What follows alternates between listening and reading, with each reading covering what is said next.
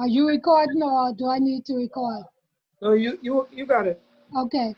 Good evening. All right.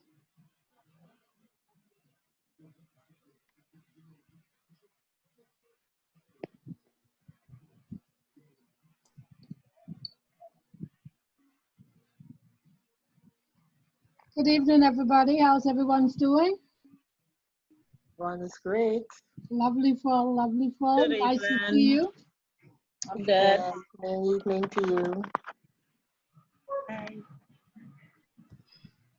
Good evening, everyone. Joining for the first time, Velma. Oh, hello, Velma. Where are you from, Velma? Trinidad and Tobago. Oh, okay. So, Miss Velma, there's several sessions that we did already. Did you get the link?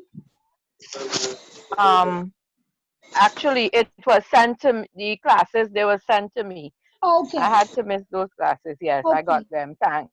Okay, excellent. Excellent.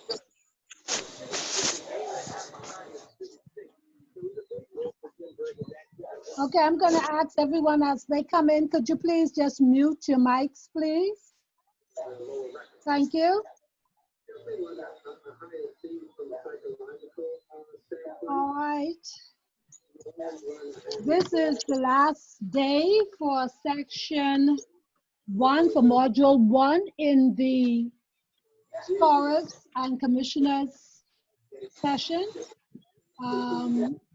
We'll have a test later on, probably this week or the beginning of next week.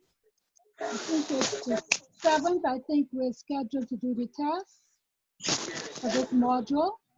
So you have a few days to study, go over your book, read your rules,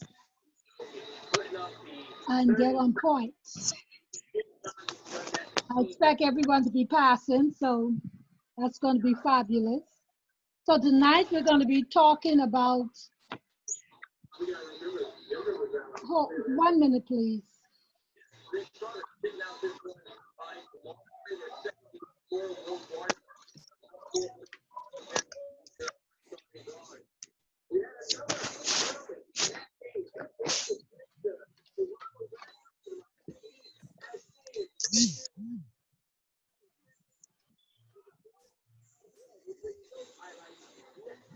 Okay, we're gonna continue with what we should have finished on, I think the 31st, on post-game duties, scorers duties, scorers equipment, official score sheet, records before the game, and the running score.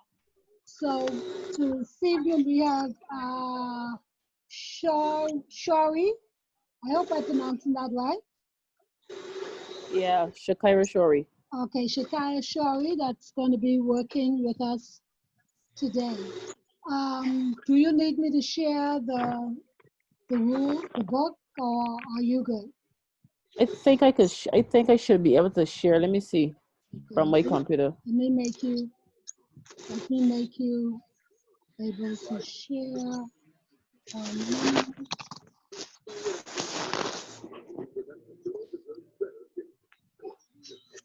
Okay, you should be able to share now.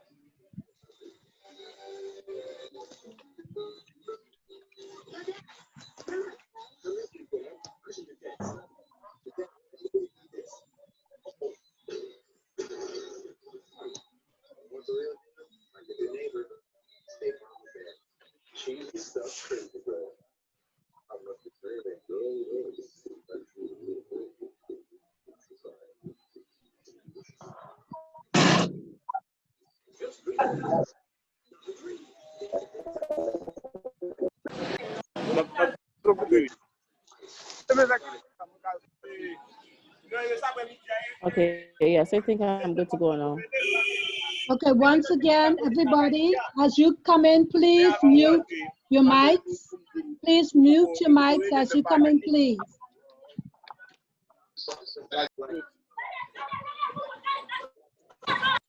Can everybody see the screen?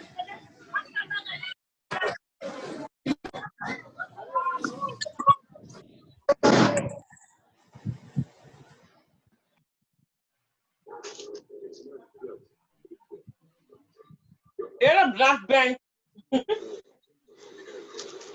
Again, please, I need everyone to mute your mics as you come into the session, please. Angela, iPhone, Ralph Bell, Ramon, could you please mute your mics? Thank you.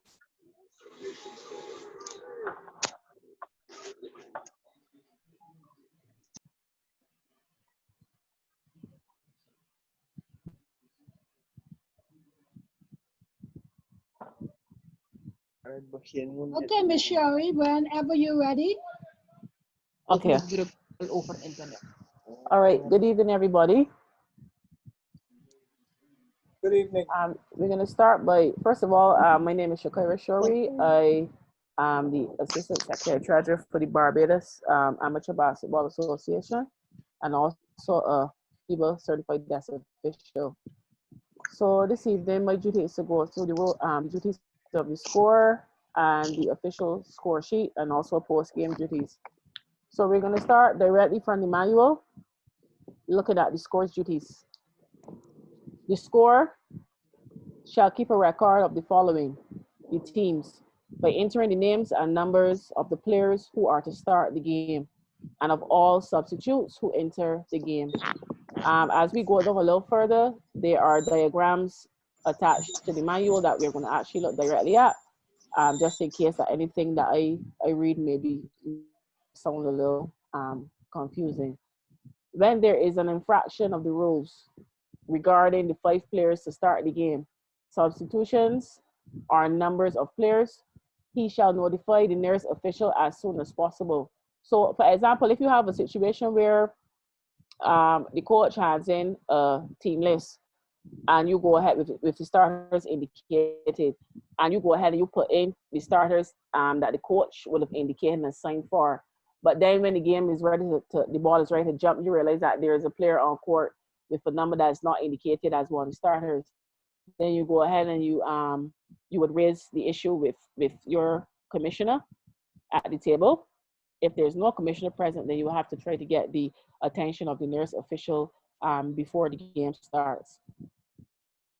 Running summary, the scorer also keeps a running summary of points scored by entering the field goals and the free throws made on the score sheet. Fouls charged. The scorer must notify a referee immediately when 5 fouls are charged against any player. He shall record the technical fouls charged against each coach, either as C or B, and must notify the official immediately when a coach should be disqualified.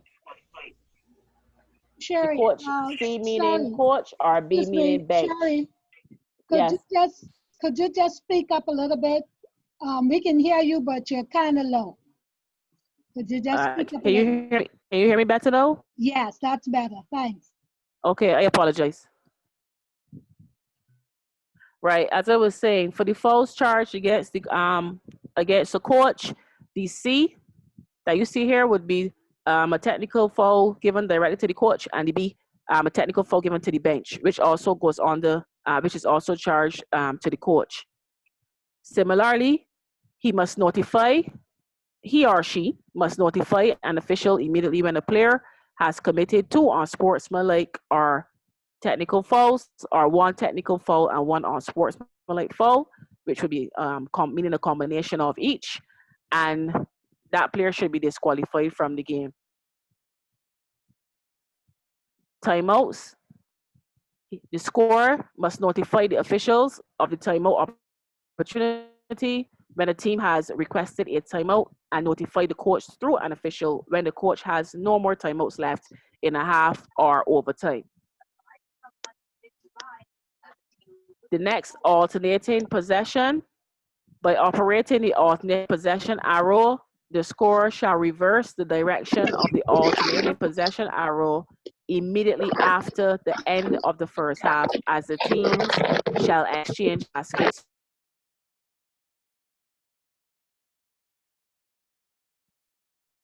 Most of the time, you will see, when we go down a little further, you're going to see the possession arrow. During the game, when there's a jump ball situation, the arrow is changed So let's say team B would have been over the next alternative possession at the end of the first half. Then at the beginning of the first half, that the arrow on the table will have to change direction because the teams would have now switched ends.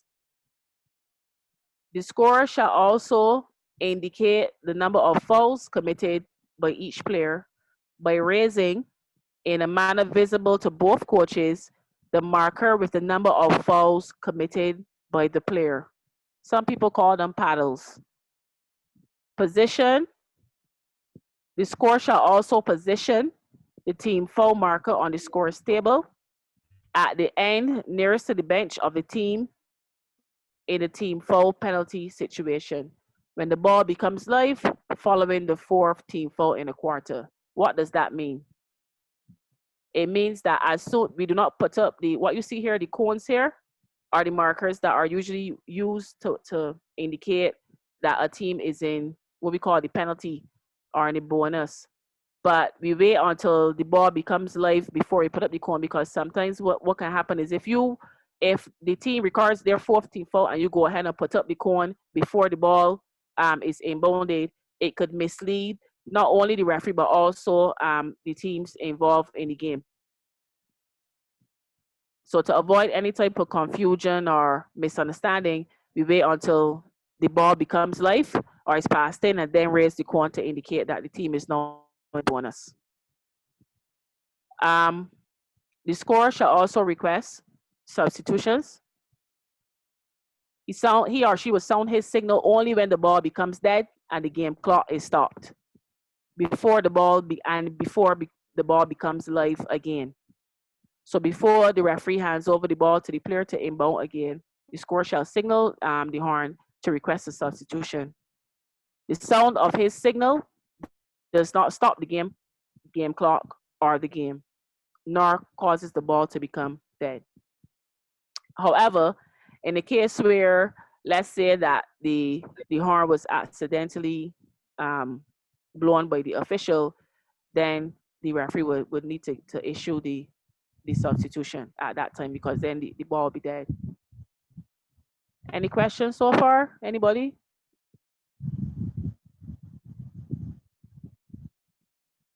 No? Okay. No question, no question. Okay. The scores, equipment, and necessary materials. Earlier, you would have heard me mention paddles. The numbers that you see here from the local team or organization, they should provide the player foul markers, which we also could call refer to as paddles. These would carry the numbers that you will raise to indicate the number of fouls that a player has at any given point in time when the referee issues a foul against the player. Sometimes you may need to, it's recommended that you hold the number high enough that both coaches can see, but probably give a little 1001, 1002, 1003 count to give them a chance, because sometimes the coach is so caught up in the game that they're not paying attention to when the paddle is raised. And you find that sometimes a coach the player may come and pick up another foul almost immediately after, and then you raise another number and the coach starts to question how the player got that amount of fouls and so on, because they simply were not paying attention earlier. So you hold it long enough that, not too long, but long enough that you figure that they will see, or at least their assistant will be able to see that the player has X amount of fouls. In some cases, some arenas have the score clock that shows the fouls of the players. However, well, for example, the one in Barbados, we have, after the game continues and another foul goes in, it erases the previous foul. So you should really pay attention. The coaches and staff should really pay attention to the scores table. From the local team as well, our organization, the alternative possession arrow, which is this arrow right here. And this arrow could be in any form. Some persons actually make it as with a little stand and an actual arrow, or it could just be like a piece of a card that has the arrow printed clearly on it, whichever works for you. And the team foul markers, which can also be two cones on the table. In addition, he or she must have dark pens, blue or black, and red pens.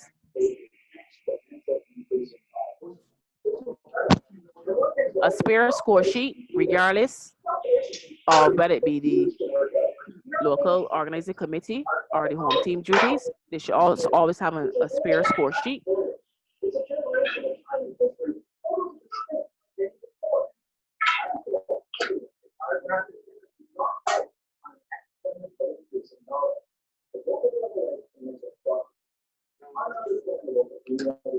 All right, somebody mute me just now.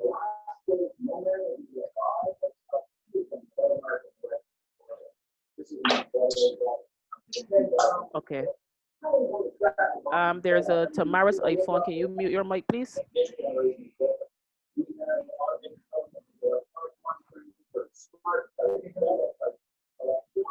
Tamara's iPhone, can you please mute your mic?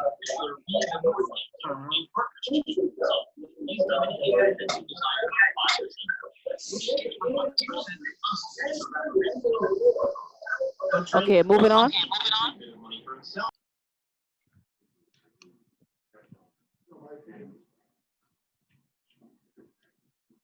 Right, so notice paper to take note of incidents can be useful if required to make a report to the organizing body of the competition, alternating possession arrow changes, and players on the court.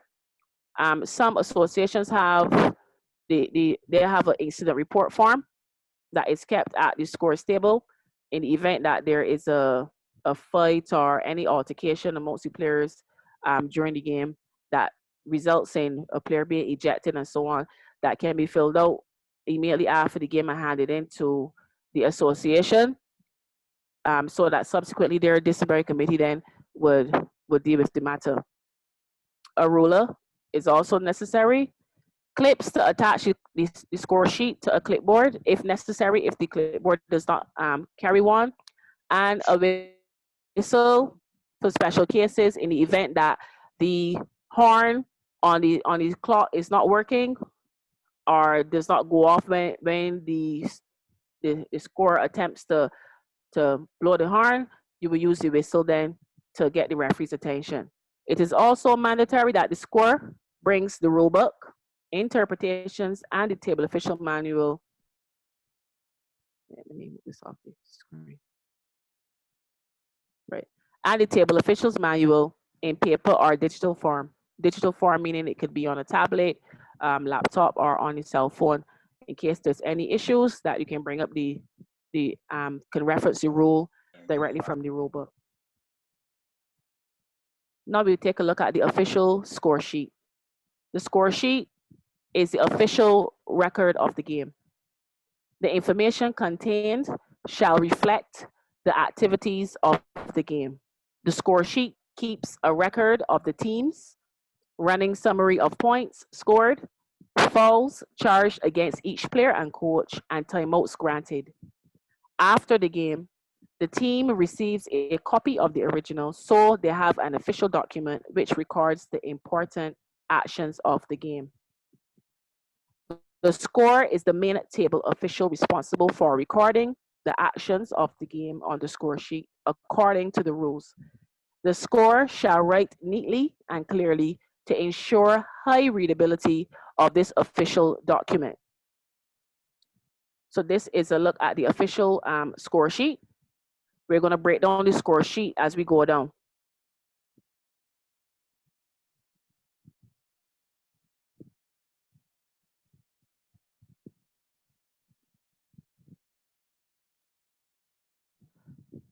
Score sheet header using the dark pen, black or blue, the score shall then enter in block capitals, as we see here, the name of the teams.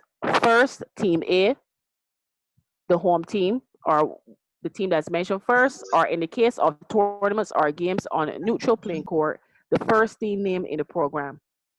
And second, team B. If the name of the teams contains sponsors or nicknames, they should also be included.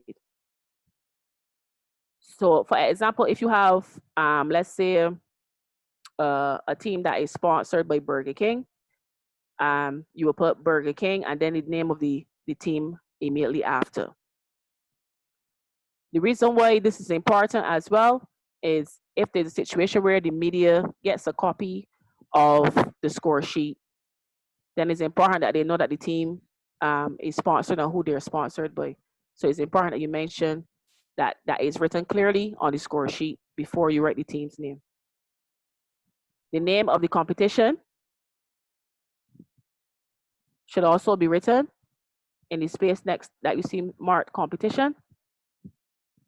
The game number, the date in the correct format, 2 digits for the day, 2 digits for the month, and 4 digits for the year. The official time that the game begins, not the time that the game is scheduled for. You may have a game that is scheduled for 6 p.m., but it doesn't actually start until 6:15.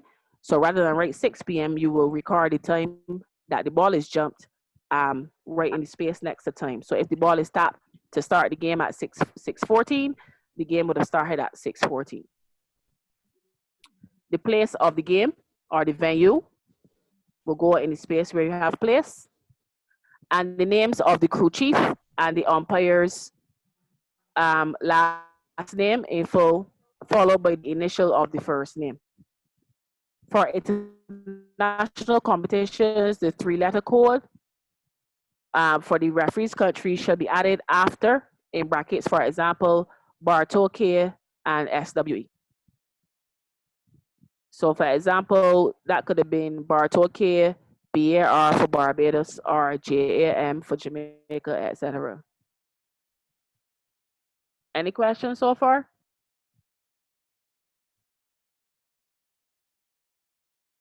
Okay. I'm happy. Okay, good. So this should be the first thing that is done. Any question? None from me. Okay. The score shall then enter the names of the members of each team using the list of team members as provided by the coach or his representative at least 40 minutes before the game is scheduled to begin.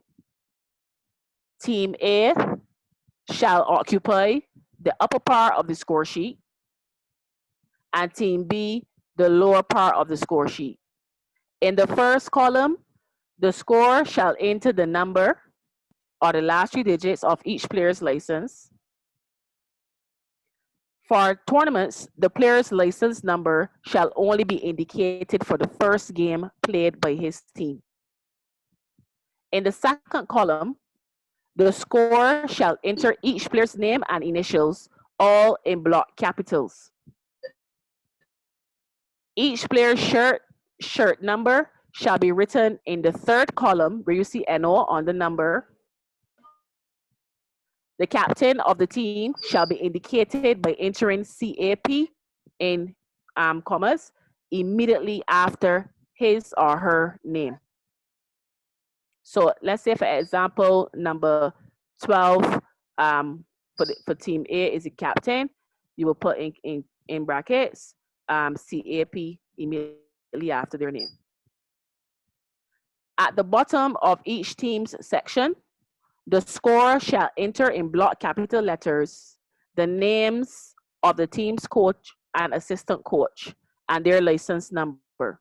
For tournaments, the coach's license number shall only be indicated for the first game played by his team. So the coach name goes here and the assistant coach.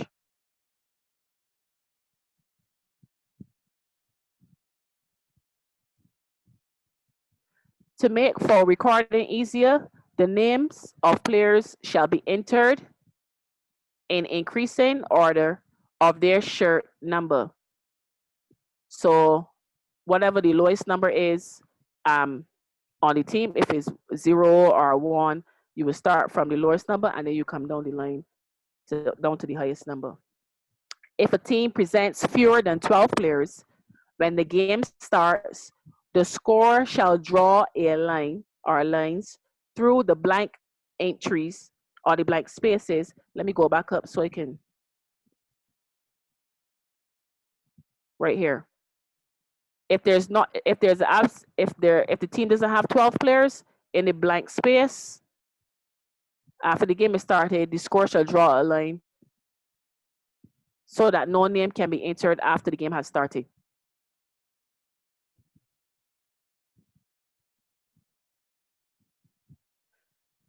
If there are more than one player blank entries, the horizontal line may reach the first box of players' fouls and continue diagonally to the last box.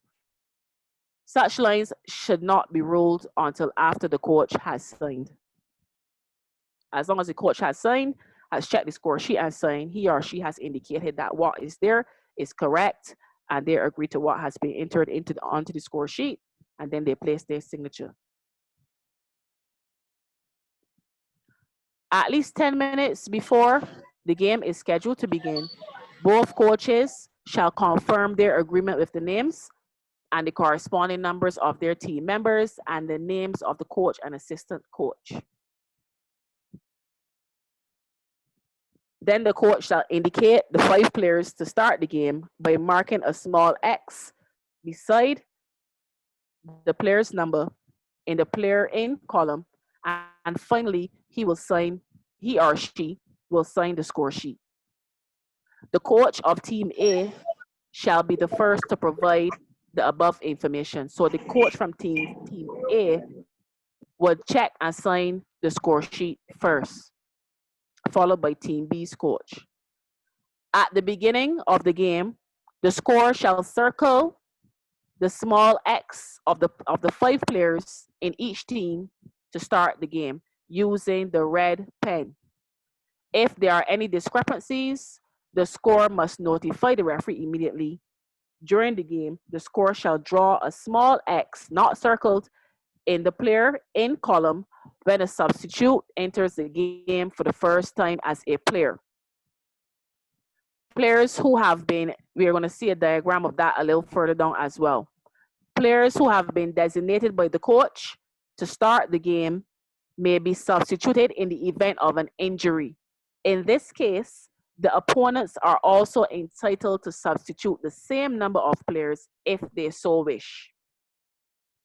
If anyone, coaches, table officials, referees, etc., notices an error before the game, for example, that the number of a player recorded on the score sheet is not the same as the number displayed on his shirt, or the name of a player is omitted on the score sheet, the error must be immediately corrected. In particular, the wrong shirt number will be corrected or the name of the player will be added in the score sheet without any sanction. If this kind of error is discovered when the game has already started, the table officials shall notify the referees and the referee will stop the game at a convenient moment so as to not disadvantage either team. The wrong shirt number will be corrected without any sanction. However, the name of any player omitted from the score sheet cannot be added to the score sheet once the game has begun. So that is why it's very important that the coach checks the score sheet, carefully to make sure that none of his or her players have been omitted, because as long as the game has started, names cannot be added to the score sheet. In the case of a team having no coach, the team's captain becomes responsible and shall sign the score sheet in the box reserved for the coach. In this case, the scorer shall also record the name of the captain in the coach's box and then write after the word CAP as shown.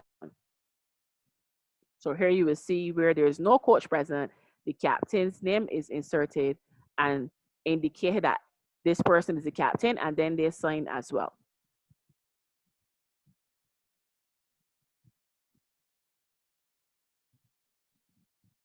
Any questions as I move on?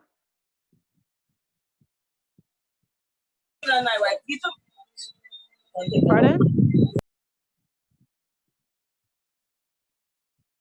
No questions. Everything clear so far. Okay. Procedure in case of game lost by forfeit. A game lost by forfeit. Remember, a team shall lose the game by forfeit if the team is not present or is unable to field 5 players ready to play 15 minutes after the scheduled time to begin. And 15 minutes refers to the grace period that is given to the teams after the scheduled time has passed for the game to commence. Its actions prevent the game from being played. It refuses to play after being instructed to do so by the referee. So if a team refuses to take the court after being instructed to do so by the referee. If a team is not present at the venue, the scorer should complete the score sheet in the usual way, and in the boxes of the team players write absent diagonally. See the diagram below. Over the players' names boxes. If both teams are not present, this procedure will be repeated in the boxes for each team. In any case, the pertinent explanations should be written on the back of the score sheet. Okay, Remember that if a team is not present, hello? What, 1 minute. Victor, your hand is up. Do you have a question, Victor? Victor? Do you have a question? Okay, guess not. Go ahead. His hand is up. Yes, he doesn't. Okay. Right. Remember that in the event that a team is not present at the venue, even though you may have a team list from a previous game, the list is not to be entered on the score sheet because the coach needs to hand in their sheet and verify the team list. If there are no players present, then no name should be entered in the players section, just the word absent. The scorer must register at least 5 players of the team that are present for the game. Sorry, hold on. Right. The scorer must register at least 5 players of the team that are present for the game.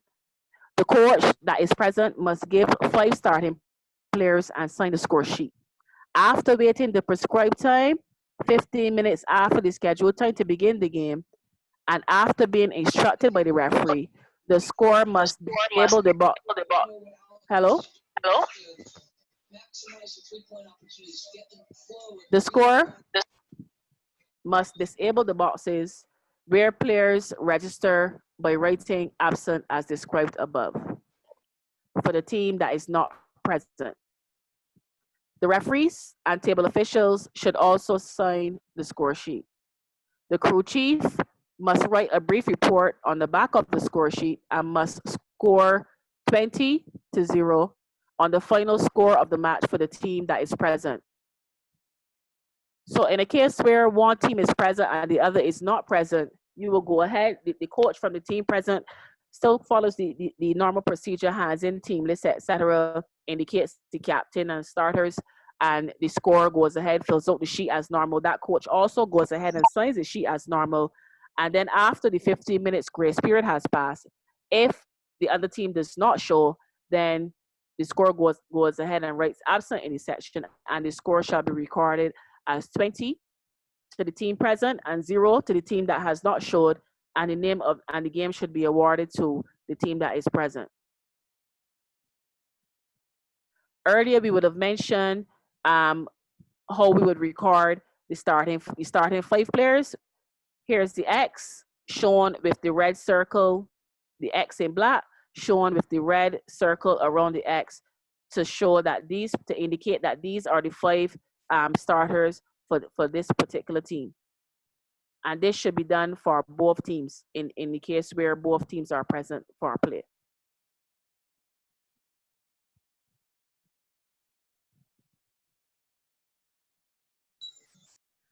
The running A score question, please. Sorry, yes, before please. you move on. Sure. Quick question.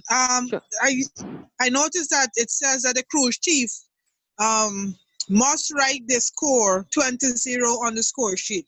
So the scorer can't write it. The crew chief have to write it 20-0. The crew chief should be the one to write the score, yes, as 20-0. Okay. All right. Thank you.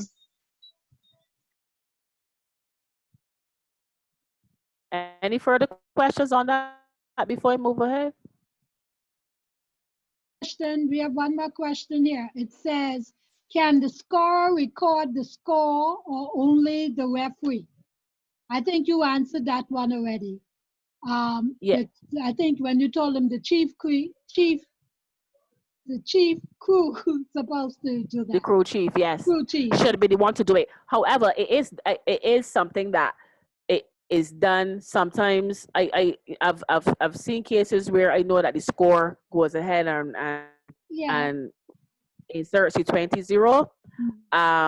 But really it should be the crew chief. The correct thing is that the crew chief should be the person entering the score, but sometimes it does happen that the score enters the score as a 20-0. But either way, the crew chief and the umpire has to sign off on the sheet regardless. But the correct thing is that the crew chief should enter the score as 20-0. Thank you. The scorer shall keep a chronological running summary of points scored by entering the field goals and the free throws made by each team. There are 4 columns on the score sheet for the running score. The 2 on the left are for team A, and the 2 on the right are for team B. The center 2 columns are for the running score. 160 points, it goes, the maximum on each sheet runs up to 160 points for each team. The scorer must use a red pen during the first and third quarters, and dark blue or black pen for the second and fourth quarters, and all overtimes, since overtimes are considered an extension of the fourth quarter. Now, let me say this about the red and the dark and the blue, etc. Here in Barbados, our score usually uses would use 4 different color pens or 3 different color pens to indicate the different quarters. So in a case where that is done, I believe that's fine. But as long as you don't use the same color for the entire match, I believe that if you don't have, let's say you don't have red, but you have like a pink or green or a different color, you will use a different color for each quarter so as to differentiate the quarters. That is for, and this is for local. I'm speaking of for your local league, because sometimes everybody, you may have a case where you have a score or somebody may fill in at the last minute, but they only have a green pen, a blue and a black. You would just alternate the colors per quarter. Yes, this is for local, but in our official game, you have to have the red, the blue, right, and the black. Blue and black. Yeah. Official FIBA games. For FIBA, yes. For official games, you have to have those colors. Yes. Right. So I'm just saying that if locally, for your local league, and you don't have at the time the particular color, you just make sure that you interchange each quarter with the colors. When points are scored from field goals or free throws, the scorer shall record this as shown below. 1 point, which is a filled circle, and beside it, write the number of the player who scored the free throw. So right here, you will see a little shaded dot and the number of the player who would have scored the free throw. In these examples, A8 and B14 each scored free throws. So you shade a dot and write the number of the player adjacent to the dot and the score. 2 points, a diagonal line for right-handed and for left-handed, and beside it, write the number of the player who scored the field goal. In this example, A10 scored a 2-point field goal. So you see right here, put a stroke across the score and write the player's number next to it in the box next to it.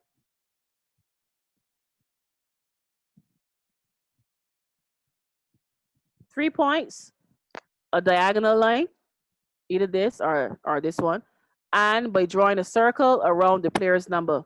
So Number 8 just scored a 2. So we made a diagonal line. I put number 8 in the box to show that he or she scored a 2-pointer. And then 8 immediately after scores a 3. We put the same diagonal line, write the number in this box, and circle it to indicate that it was a 3-pointer, a 3-point field goal. Sorry. Yes, please. I don't know if you mentioned it. I don't think so. The direction of the diagonal line, which they say with right-handed, left-handed, but basically it's just for the 2-pointers. Yes. Because some person may have a question asking you about, does it matter if I draw my diagonal to the left or to the right? Yada yada. Okay. I think you asking if a person may think that it matters if you draw it right or left. Yes. Oh, okay. Honestly, it really doesn't matter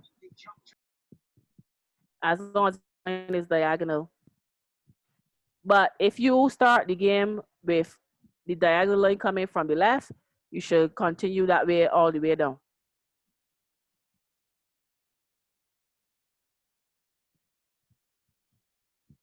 I hope I answered your question.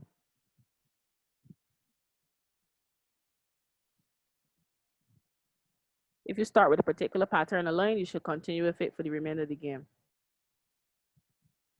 A field goal accidentally scored by a player in his own team's basket shall be recorded as having been scored by the captain of the opposing team on the player's court. Points scored when the ball does not enter the basket, i.e. goaltending or interference, shall be recorded as having been scored by the player who attempted the field goal. At the beginning of each quarter, the scorer shall continue to keep a chronological running summary of the points scored from the point of interruption, changing the color of his pen. All overtimes shall be written in the dark color, blue or black. Closure or end of the quarter. At the end of each quarter, the scorer shall draw with the pen used in the quarter or a thick circle, around the latest number of points scored by each team. Excuse me, followed by a thick horizontal line under those points and under the number of each player. So the line should come all the way across. So in this case, at the end of this quarter, the score has been recorded as 24 to team A and 20 to team B. So you will circle 24 for team A and circle the 20 for team B, and you draw a line directly across under the running score and under the last player that scored, and do the same thing for team A.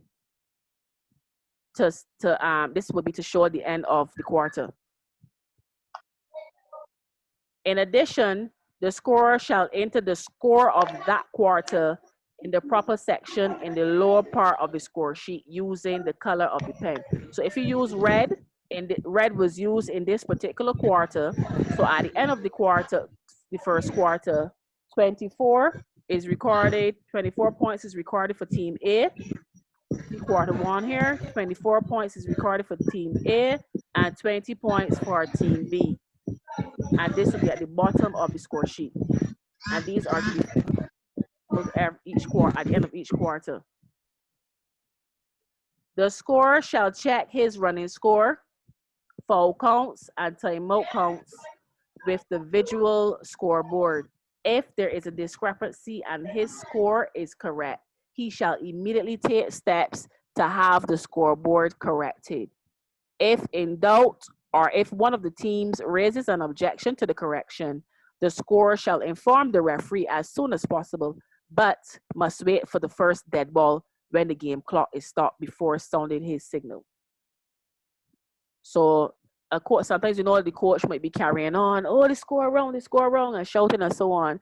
We don't stop the game because, the coach is carrying on. We wait for the first opportunity of a dead ball and then signal to the officials to come over to the table. overtime. In the case of overtimes, the scorer shall draw with the dart pen a thick circle around the last number of points scored by each team, followed by a thick horizontal line under those points and under the number of each player who scored the last points, as we see here. So the line goes immediately in the case of overtime, which means that the score has been is equal. That horizontal line goes all the way across the bottom. Now, let me say that for each quarter, you do not record what the actual score is at that point in time. You record the number of points scored by each team in that particular quarter. So here you will see quarter one, the score would have been 24-20. This is the only quarter that the score recorded should reflect the actual score here. Quarter two, Team A would have scored 20 points, where Team B would have scored 31 points. So this score would be 44-51.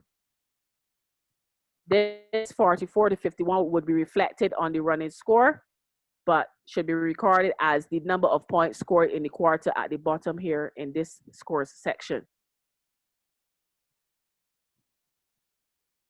Any questions on that?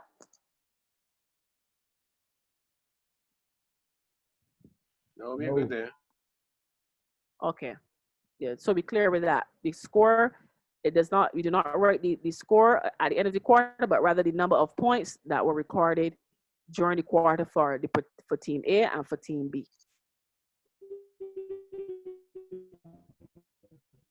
The end of the game or the overtime.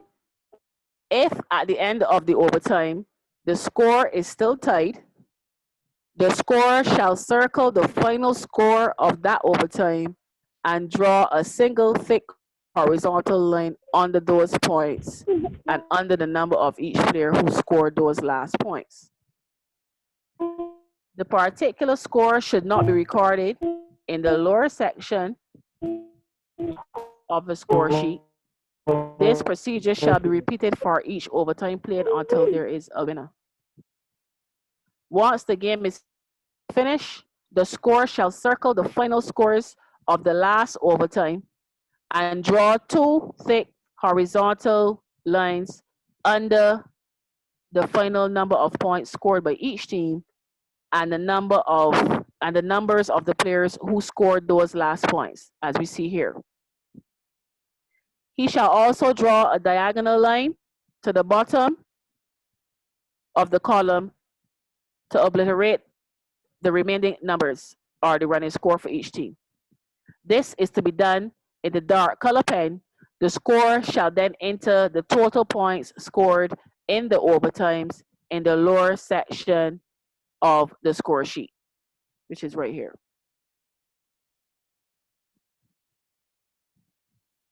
At the end of the game, the score shall enter the final score and the name of the winning team. So in this case, Team A would have finished with 102 points, where Team B would have finished with 100 points. So you draw the two lines, and then your horizontal line, and end off the game.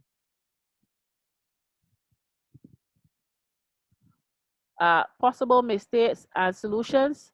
Mistakes can be corrected at any time before the crew chief signs the score sheet at the end of the game, even if this correction influences the result of the game. The crew chief must sign next to the correction and report the error to the organizers of the game by recording this on the back of the score sheet. Corrections on the score sheet must be done clearly to preserve its readability and by using common sense according to the true sequence of the events. If a mistake is discovered by the scorer during the game, the scorer must wait for the first dead ball when the game clock is stopped before sounding his or her signal and reporting the error to the referees. It is important to note that the crew chief is to be advised prior to any correction occurring. When the correction is complete, the crew chief shall check it with a little signature with dart pen as shown in the following examples. the scorer could make the following mistakes. Less points recorded than were made. So a 3-point goal scored by A8 recorded as 2 points. The scorer shall draw a horizontal line to cancel the error and then record the correct score in the usual way. So this is an instance where A8 would have scored a 3-pointer, but the scorer mistakenly recorded it as a 2-point field goal. They would draw a line and put the correct score at the bottom. It is not advised to use whiteout on the score sheet. Case 2, more points recorded. A 2-point goal scored by A8 recorded as 3 points. The scorer shall record immediately the correct score, but not draw a horizontal line to cancel the incorrect recording. Beside the incorrect score, he should draw a little dot to remember that this was an error that was made. Reason being, you may draw a line through the score and then the said player comes immediately after and is awarded free throws, or another player is awarded free throws and the team scores a free throw. If a free throw is scored next by the team, this can be clearly indicated as shown in the diagram.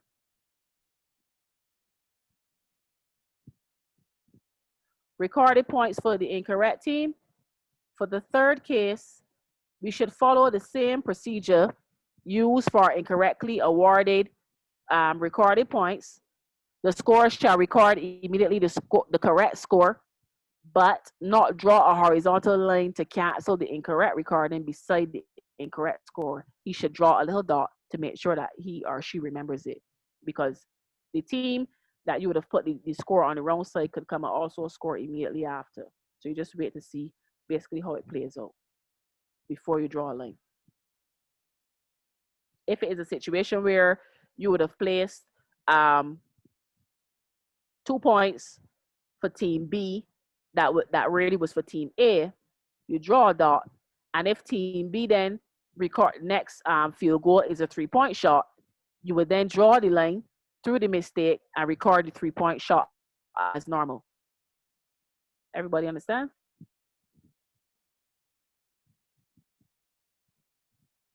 Yeah. Yes? Okay. Yes, I do. Case 3 continues. The scorer shall record immediately the correct score, but not draw a horizontal line to cancel the incorrect recording. Beside the incorrect score, he should draw a little dot to remember it. The scorer must continue recording the points scored and use the blank spaces. If after the correction A8 scores a field goal followed by a free throw, only when the wrong score is passed, 2 and 2 or 2 and 3 points, the scorer must draw a horizontal line across the incorrect fields, which is basically what I would have mentioned just now. In the example after the correction, A9 scores a 2-point, scores a 2 points and goal twice.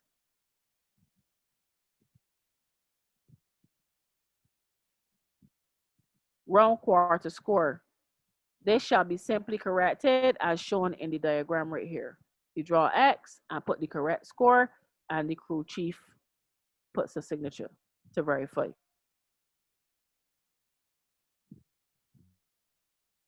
If a mistake is discovered by the scorer at the end of the playing time and before the score sheet has been signed by the referee, the error should be corrected, even if this correction influences the result of the game. The referee must sign next to the correction and report the error to the organizers of the game on the back of the score sheet. After the referee has signed the score sheet, no errors can be corrected. The referee or commissioner, if present, must send a detailed report to the organizing committee of the competition. Classification of the fouls. Player fouls must be technical, unsportsmanlike, or disqualifying, and shall be recorded against the player. Fouls committed by assistant coach, substitutes, excluded players, and accompanying delegation members may be technical or disqualifying and shall be recorded against the coach.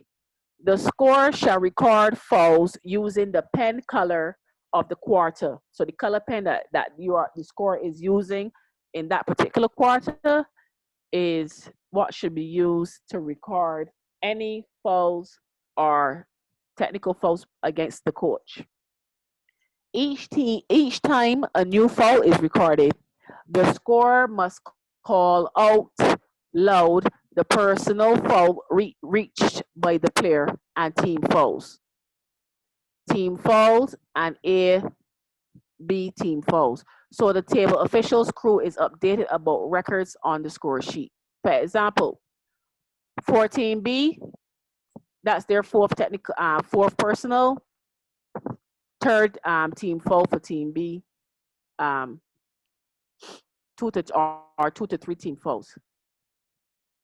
And with the help of colleagues, assistant scorer and our timer may check fouls recorded on the visible scoreboard to make sure that what is on the scoreboard corresponds with what is on the score sheet. All fouls shall be recorded in the players and coaches boxes as follows. Here we have P for the personal foul.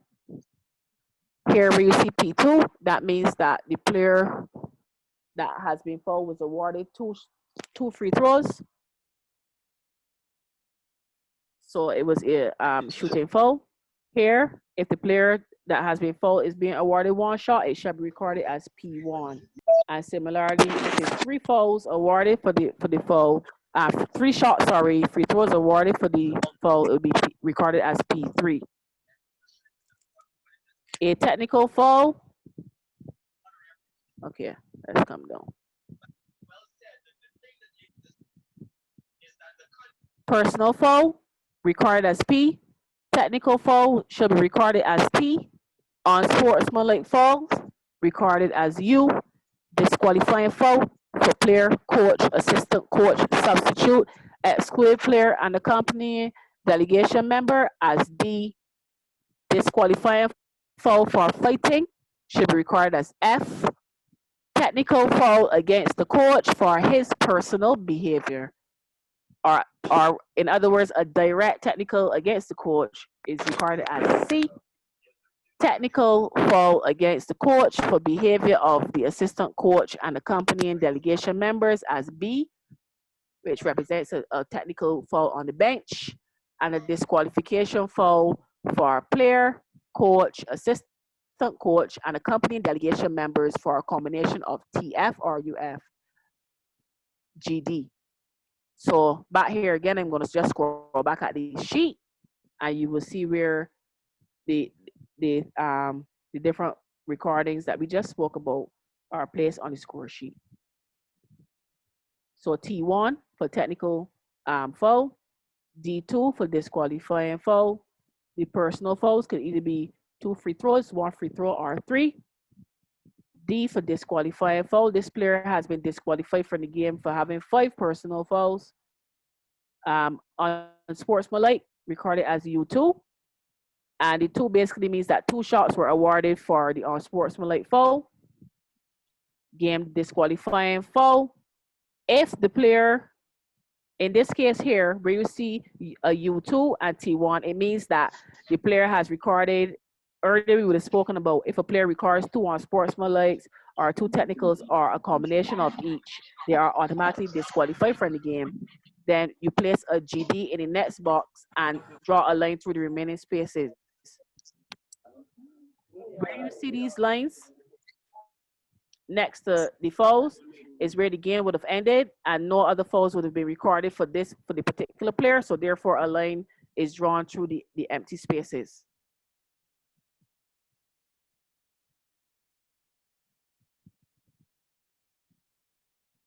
Recording and description of the fouls. The personal foul without free throws will simply be recorded as P. A personal foul with 1, 2, or 3 free throws P1, P2, or P3. Fouls with penalties canceled according to Article 42. Personal foul, P2 or DC. All fouls against both teams involving penalties of the same severity and canceled according to Article 42 with special situations shall be indicated by adding a small c besides the PTCBURD.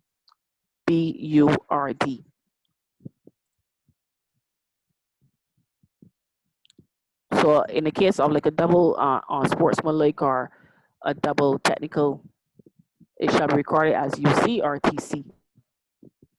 A double foul. A double foul is a situation in which two opponents commit personal, unsportsmanlike, technical, or disqualifying fouls against each other at approximately the same time, and both fouls have the same penalties. A technical foul against a player shall be indicated by entering a T followed by the corresponding number of free throws beside the T. A second technical foul shall also be indicated by entering a T followed by a GD, which means game disqualifying for the game disqualification in the following space.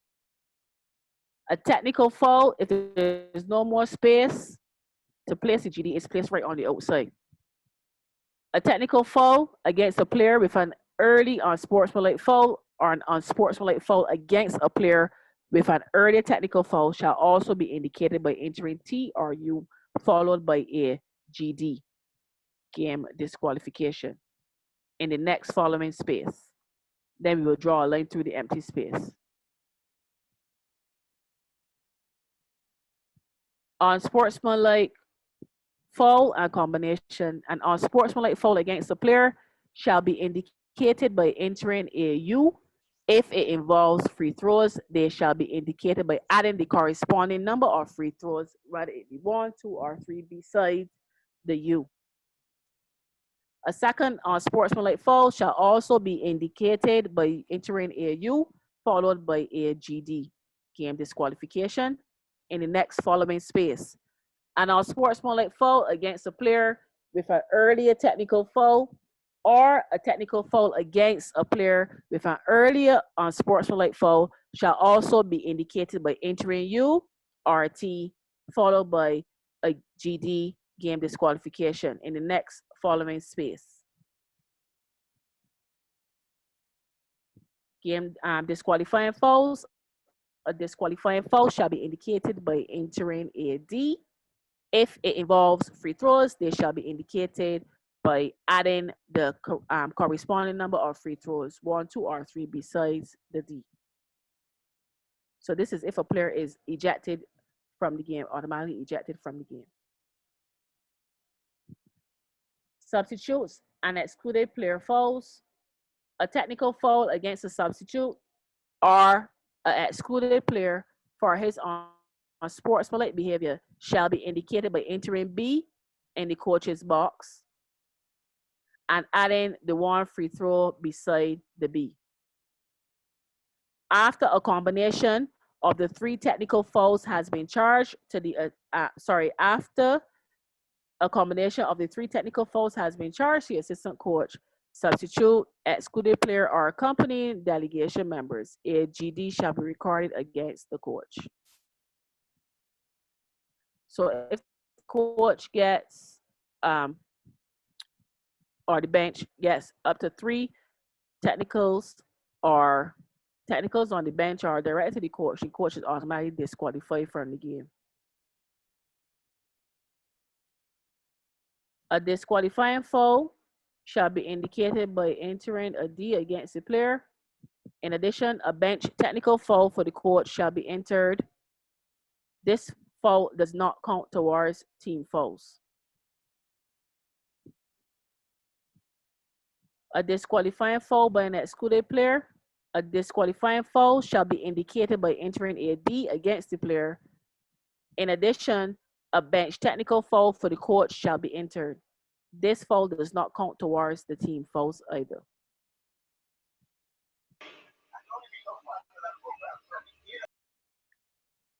If the substitute has fewer than 4 fouls, then an F shall be entered in all remaining foul spaces. If the player already has 5 fouls, then F shall be written immediately after the 5th personal foul box as shown above. In addition, and regardless of the number of team members who leave the team bench area, only one technical foul shall be entered for the coach, recorded as B. Technical or disqualifying fouls according to Article 39 shall not count as team fouls. And that F is for fighting. That's if you were Yes, that involved is in for the fight. fighting. Yeah, that's if you're Right, involved in the fight. Leave the bench to go see a fight. right. So disqualifying fouls for fighting, sorry. Disqualifying foul for fighting Article 39 by a substitute or an excluded player actively involved in the fight. A disqualifying foul shall be indicated by entering a D against the substitute or excluded player, adding the 2 free throws beside D. If the substitute has fewer than 4 fouls, then an F shall be entered in all remaining spaces. If an excluded player is actively involved in a fight, then a D shall be entered, adding the 2 free throws beside the D. Also, an F shall be written immediately below and next to the 5th personal foul box as shown above. So, in addition, a technical foul for the coach, B, shall be entered. Coach, assistant coach, and accompanying delegation members fouls. All fouls charged against the coach do not count as team fouls. A technical foul against the coach for his personal or unsportsmanlike behavior shall be indicated by entering a C. A second similar technical foul shall also be indicated by entering a C, followed by a game disqualification in the following spaces. Technical fouls during an interval of play are considered to be committed in the next quarter using the pen color of the quarter that follows. So it must be recorded as B if the foul was committed by an assistant coach, substitute, excluded player, or an accompanying delegation member. C if the foul was committed by the coach.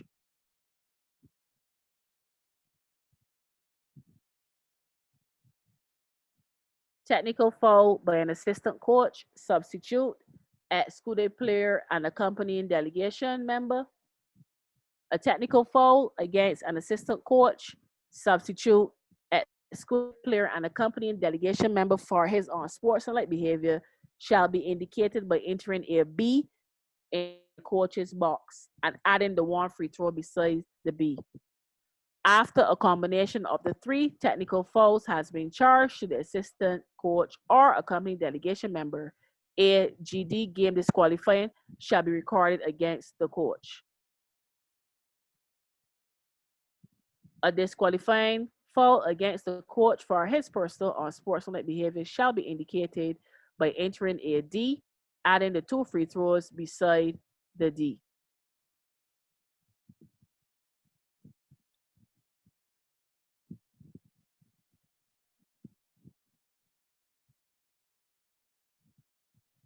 Disqualifying foul by an assistant coach, substitute, excluded player, or accompanying delegation member. A disqualifying foul against an assistant coach for his personal unsportsmanlike behavior shall be indicated by entering a D. Also, a bench technical foul recorded as B and adding the 2 free throws beside the B should be entered in the coach's box. A disqualifying foul against an accompanying delegation member for his personal or unsportsmanlike behavior shall be indicated by entering a B and adding the 2 free throws beside the B should be entered in the coach's box. If the coach disqualifying foul, Article 39 in reference to fights, if the coach is disqualified, you put a D2 for fighting, a D2, and followed by 2 Fs. If only the assistant coach is disqualified, a D is placed next to the assistant coach, followed by 2 Fs and a B2 recorded for the coach. If both the coach and the assistant coach are disqualified for fighting, a D2 is placed next to both the coach and assistant, and 2Fs recorded immediately after. If an accompanying delegation member is disqualified, a disqualifying foul against the accompanying member is recorded as a B2 with a B and a circle by the coach.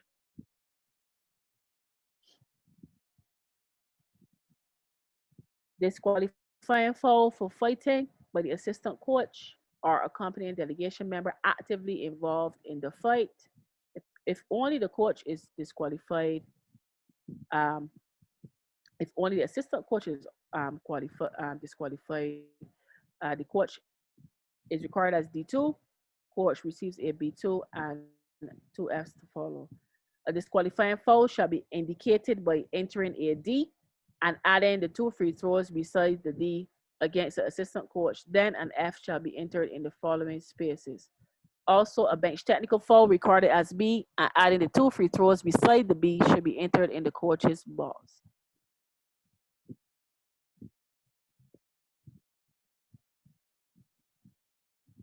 If both the coach and the assistant coach are disqualified, then you place the D2 and the F to follow. If the assistant coach and an accompanying delegation member are disqualified, a D is placed, the B goes to the coach, and the 2Fs to follow. The circle indicates that a delegation member was disqualified. The reason for this is because the delegation member is not mentioned on the actual score sheet. If 2 accompanying delegation members are disqualified, then the B2 is placed in the coach's box and circled.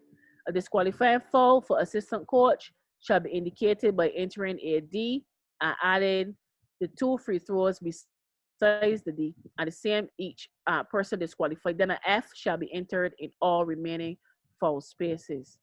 Each disqualification of an accompanying delegation member shall be charged against the coach, recorded as B2, circled, but shall not count to the 3 technical fouls for his disqualification.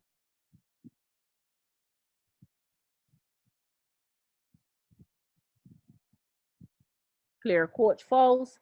All fouls charged against the coach do not count as team fouls. Player coach A1 has committed a technical foul during the first quarter for faking a foul as a player. The technical foul shall be indicated against him as a player by entering a T1. In the fourth quarter, he has been charged with a technical foul for his personal or sports-like behavior as a coach, recorded as C1, followed by, again, disqualification in the following space.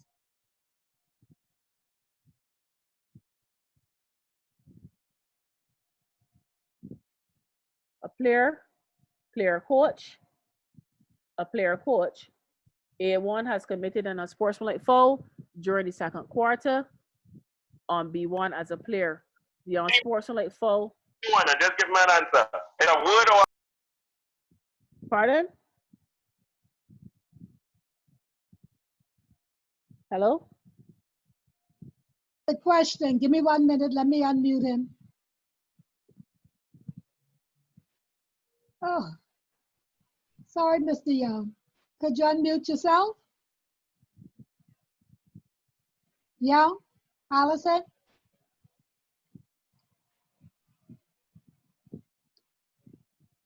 I'm sorry, Allison was asking a question and I muted him. Could you try? Go ahead. No, I'm not asking a question, sorry. Oh, okay, okay. All right, go ahead, no question. Okay.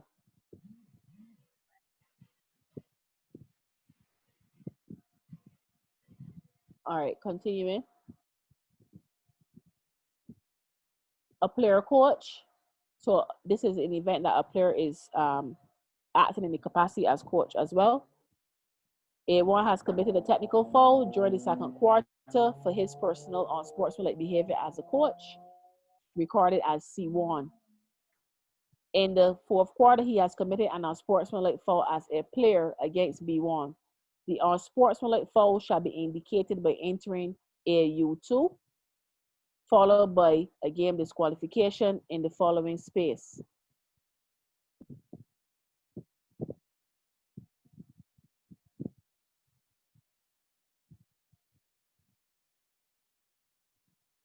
It's important to note that during an interval of play, all team members entitled to play are considered as players.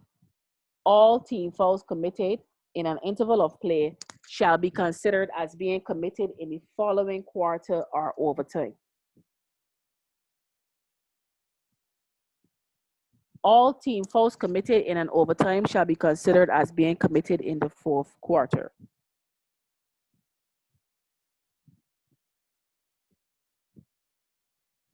The scorer, while recording a foul, shall show the foul marker reporting the number of fouls committed by that player.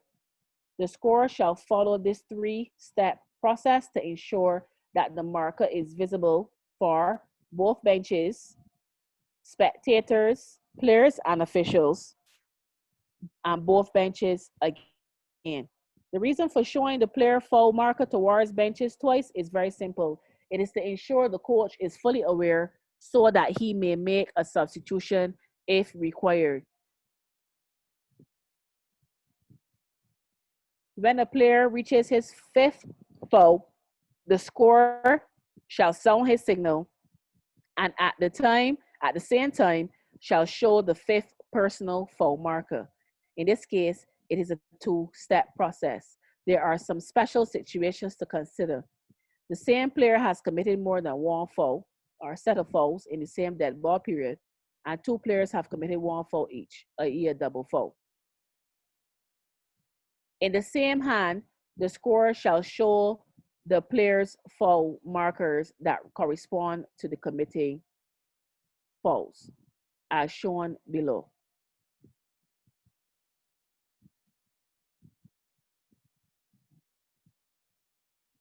In this case, the scorer shall take in his hand the foul marker that corresponds to the foul committed by each player.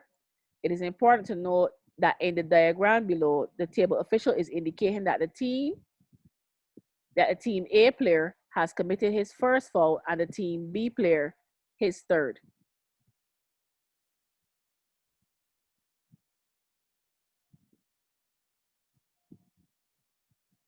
For each quarter, 4 spaces are provided on the score sheet immediately below the team's names and above the players' names to enter the team fouls. Whenever a player commits a personal, technical, or unsportsmanlike or disqualifying foul, the scorer shall record the foul against the team of that player by marking a large X in the designated spaces in turn. At the end of each quarter, unmarked spaces will be ruled out with 2 lines as shown below. So in this case, this team would have finished with 2 team fouls in the quarter rather than 4. When a team reaches its 4th team foul, the team foul marker shall be positioned on the scores table, where at the end nearest to the bench of the team in a team foul penalty situation, when the ball becomes live following the 4th team foul in a quarter, the team marker may be lifted up by the table official nearest the bench of the team in a team foul penalty situation. For example, assistant scorer, timer, or the shot clock operator. Why? If the scorer lifts up the team marker and passes it to a colleague, this could distract the officials from the game that is about to restart. This could mean that there are fewer table officials watching the court and could result, for example, in the game clock being erroneously started later than it should be. Started later than it should be. When substitutes enter the game for the first time, during the game, the scorer shall draw a small X, not circled, in the player column beside the number of a player when he enters the game for the first time. The scorer shall use the pen color of the quarter that is being played. So if at the time the scorer is using a red pen, then the players substituted into the game shall be checked in with a red X.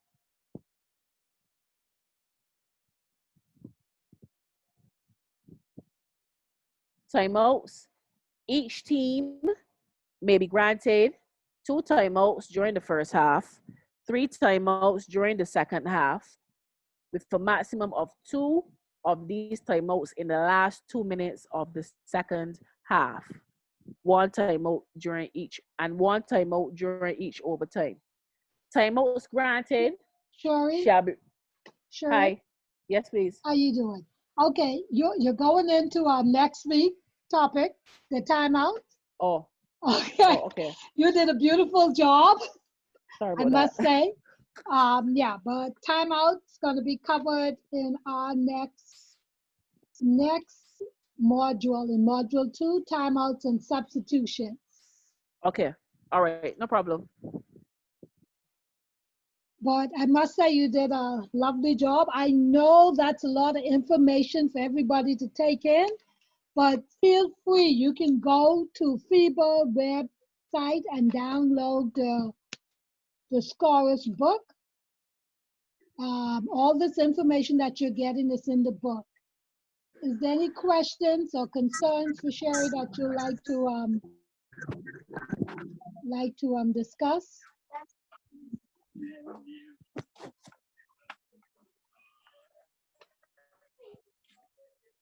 Anybody?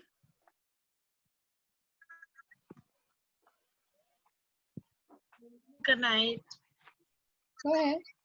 Good night. I have one question. In the last part of her presentation just now, when she mentioned a player entering the code for the first time, you put a small X beside Yes, that please. person's name, right? When do you put the circle? Because I'm looking at 3 players and 1 X and 1 X again with circle around it. Why Right. would you put the circle around it now? Right. So the circle that you're seeing there indicates the players that would have started the game. So Okay. the players right. So the starting 5 would be indicated by an X and a red circle. So that would indicate that these players that you see here would have started the game. Okay. Okay, cool. Thank you. You're welcome. Any other questions? In the arm because the block shot came first. Different situation here because you blocked the ball first. But... All right. Okay, if there are no other questions for me, I thank you all for your patience and your attention. I hope that everyone would have understood me clearly and would have taken the necessary information from the presentation this evening. I thank you. Thank you very much, class. Much. Great job. Thank you so very much. They confused with the bench foul. Say that again. Someone said they confused with the bench foul. I think there was a question about, let me see if I could find it. I can let you all answer it. Yeah, but I think I might have answered it incorrectly. Correct it then. How can a bench player getting a technical have 2 shots when they're not in the team penalty? Yeah, that's a technical foul, is a 1 shot. Yeah, it's a technical foul. Yeah. Technical foul. Now all the disqualifying is 2. Yes. Probably disqualifying foul. Okay. You want to put me on for the rules? It's like I only have a few minutes. Okay. Let me just go through about probably Rule 17, Article 17, and maybe Article 18. Okay. Sharon, maybe. You want to stop sharing? Let me see if I have. Trey, go back in the room.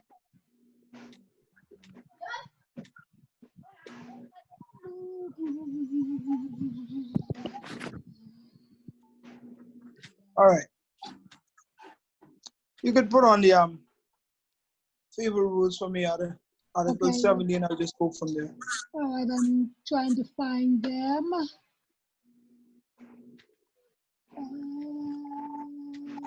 No, it's 2020 or 2019, Fred Brown. It would say 2019. 2019. All right. Oh, that's the interpretation. Sorry. Go to the last article, 16.2.5. Oh. I don't think we covered that. And then we'll go to 17. Give me one. Article 17. Discuss something while I'm looking for it. Oh, they can hear me? Okay, Yeah, they great. can hear you. Good evening, all. Thank you, Shari, for an excellent job and going through the score sheet. I know it's a very long process, but it just takes a little time to go over the information from time to time. Those of you who are not familiar with it and who do not use it, because some persons still use the NCAA score sheet, and some people just make up their own score sheet. So it's important that you go and you look up the FIBA score sheet for what it's worth. Article 16.2.5 of the rules says the game clock or the shot clock must show 0.3 of a second or more for a player to gain control of the ball on a throw-in or on a rebound after the last free throw in order to attempt a shot for a field goal. In other words, a shooter shoot a free throw, ball strikes the ring. If rebounders go up, for whatever reason, someone touched the ball or grabs the ball, they have 0.3 of a second to score. Or on a throw-in, someone secures the ball, they have 0.3 of a second to score. I think that came as a result of the Byron Scott rule when the Lakers would have won a game with that amount of time on the playing clock. So having said that, if the game clock or the shot clock show 0.2 or 1/10, the only type of valid field goal made is by tapping, simply almost spiking the ball into the ring, almost like, what do they call it now? Volleyball spike, so to speak. Tapping or directly dunking the ball. But for normal grab and shoot, you have 0.3 of a second. You can go now to Article 17, throw-in. Okay, there you go. Yes, sir. I was actually watching 2 presentations this evening. One for the... Can you see the screen, Freddie Brown? Yes, ma'am. Okay. Actually, I'll use my big screen and you can just follow as I go along. Throw-in, Article 17. Indeed, a very long article. A throw-in occurs when the ball is passed into the playing court by the out-of-bounds player taking the throw-in. Procedure. An official must hand or place the ball at the disposal. Here that word disposal comes up again of the player taking the throw-in. He may also toss or bounce past the ball, provided that the official is no more than 4 meters, etc., etc. The player taking the throw-in is in the correct spot or place as designated by the official. That is always a challenge with official. I've seen where the ball was supposed to be taken at the end line, and the officials walk at the free throw line, extend it, and administer free throw. This is not the NBA, all right? Not the NBA. Remember that? Well, you're not official, so you table official. Sorry about that. The player, 17-2-2. The player shall take the throw-in from the place nearest to the infraction or where the game is stopped, except directly behind the backboard. 2-3.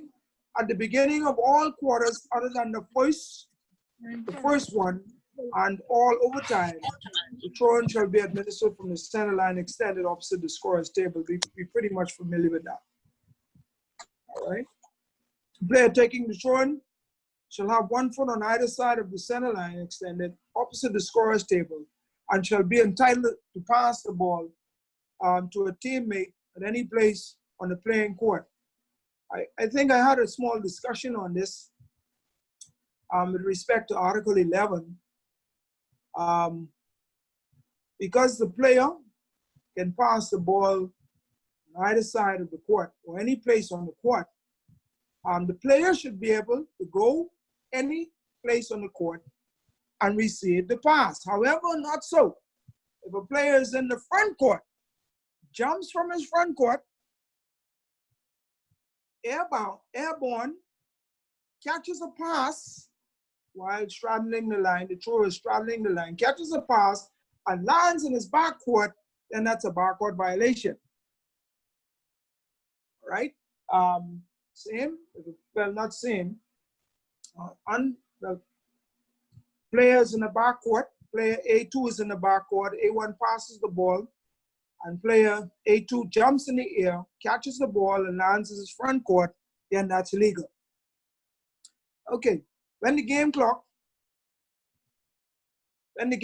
shows 2 minutes or less in the fourth quarter or overtime, following a timeout taken by the team that is entitled to possession of the ball from its backcourt, the head coach of that team has the right to decide whether the game shall be resumed with a throw-in from the throw-in line in the team's backcourt, front court, or from the team's front court at the place nearest to where the game was stopped. This is the last 2 minutes or less in the final quarter of the game or overtime. All right? The team that has possession of the ball, they call a timeout, and following that timeout, they may want to advance the ball to front court or not. But if they want to advance the ball, the coach will come to the referee and say, ball in the front court. Once that is done, that's an irrevocable decision. All right? Once the coach says that once, bingo, can't change it. All right? Following a personal foul committed by a player of the team in control of a live ball or of the team entitled to the ball, the game shall be resumed with a throw-in. In other words, team control foul. All right? And team control fouls do not have to happen on the court, people. The player may be, a team may have possession of the ball or entitled to the ball. Once they are entitled to the ball or have possession of the ball, if they commit a foul, it is a team control foul. Other than if it's a unsportsmanlike foul, technical foul, or disqualifying foul. Normal foul, it is a team control foul. Following a personal foul committed by a player, okay, we went to that.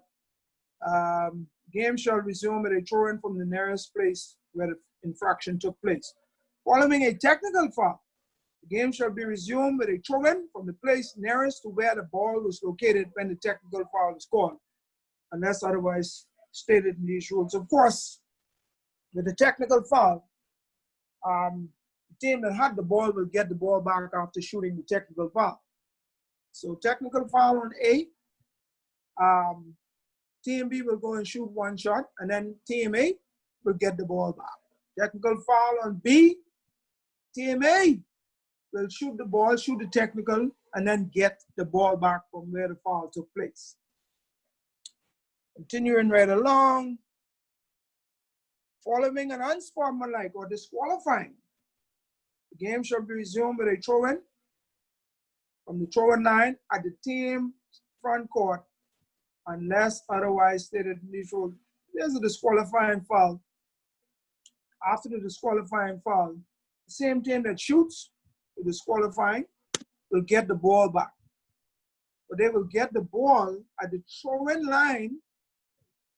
I trust we went through the positions on the court, and that is perpendicular to the top of the key, sideline, perpendicular to the top of the three-point line. If you don't have a hash, a throw-in hash, just use the three-point line as the marker for a guesstimate marker for where the throw-in will take place. So player is qualifying foul on team B. Team A go and shoot. It could be 2, 1, whatever. And they'll get the ball back and the throw-in will take place at that spot. Otherwise, it's the same. Following a fight, the game shall resume as stated in the article. I think you all went through that already. Following a fight, the game shall resume as stated in Article 39. Whenever the ball enters the basket but the field goal or the free throw is not valid, the game shall be resumed with a throw-in from the free throw line extended. For example, free throw shooter A1 shoots a free throw and violates the free throw. But the free throw actually went in. Once the free throw shooter violates the free throw, maybe by stepping over the line or moving too quickly before the ball strikes the ring, moving out of the designated area, and then that's a violation, but the ball actually went in. The free throw actually was scored.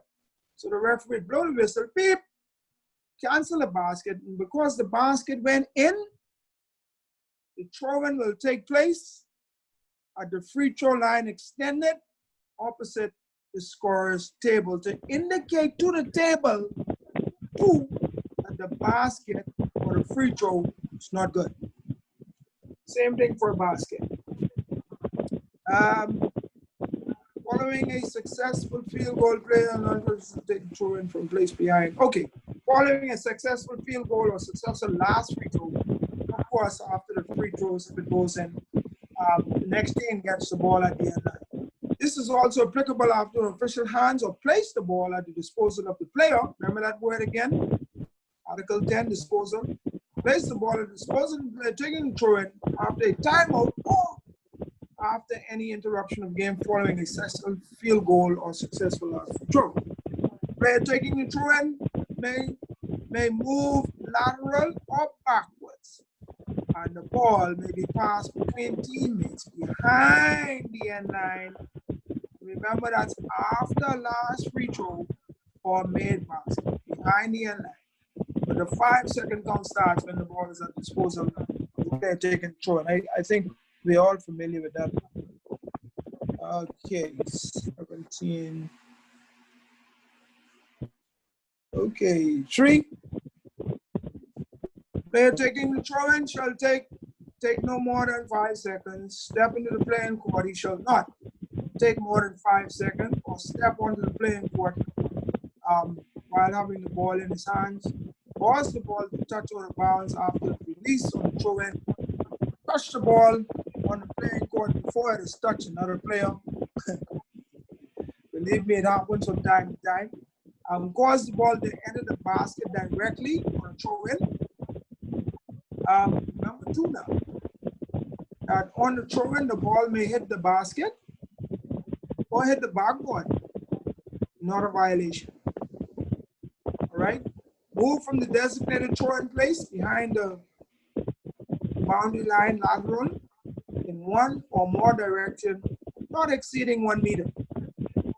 All right, not exceeding 1 meter. So you can have 5, 10 bitty steps and then pass the ball. It's not a violation because it did not exceed 1 meter.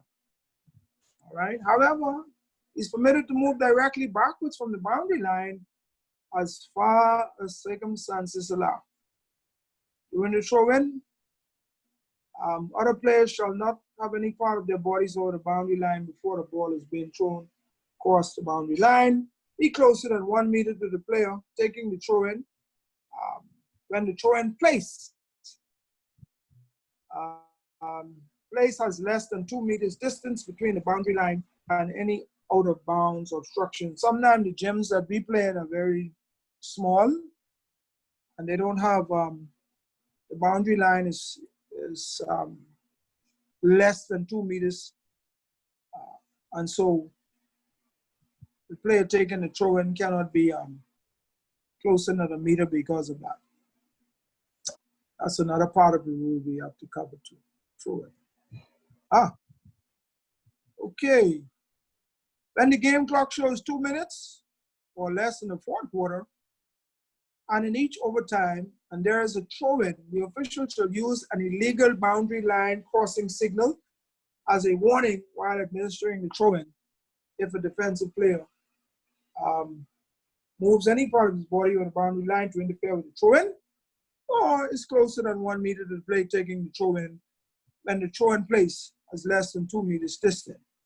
It is a violation and shall lead to a technical foul. Wait, who's trying to call me? I think Ian Yearwood would have covered the signals, all right, for that. Yes, he did. Yeah, the ball is awarded to the opponent for a throw-in from the place of the original throw-in spot. Timeout. Let's see if we could go to the timeout and then we'll complete the exercise. Timeout could be a little long too, so I won't kill it. Well, Freddie Brown, I think timeout, I think Shelley's also talking about, I don't know. Oh, if she's you're gonna, doing, she's Yeah, gonna do timeout, timeout? timeout and substitution. Okay, Yeah. you're gonna be doing both of them? Yes, on the 11th. Okay, so I So will. I don't know if you want to wait till then to do it or if you want to do it now. No, if she's gonna do it, then I could just leave it to her.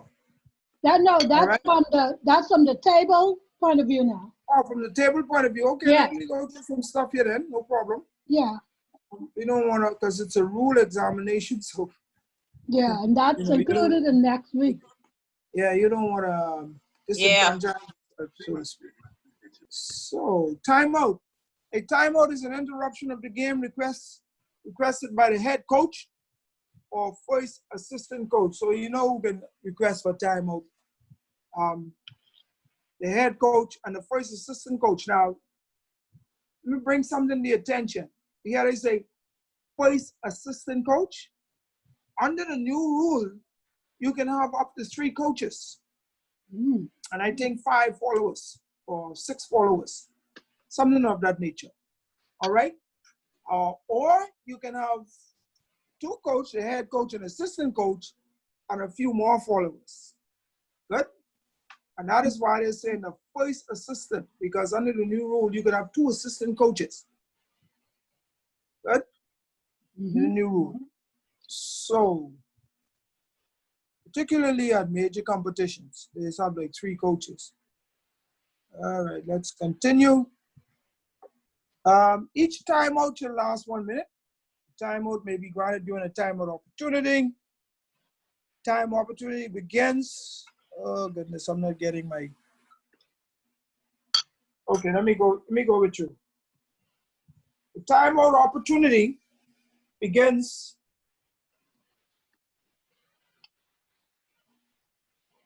when for both teams the ball becomes dead and the game clock is stopped and the referee has ended his communication with the scorer's table.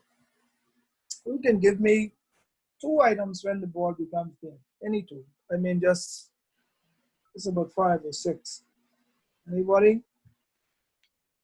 Big one for the referees. For the referees and the table officials when the ball becomes dead.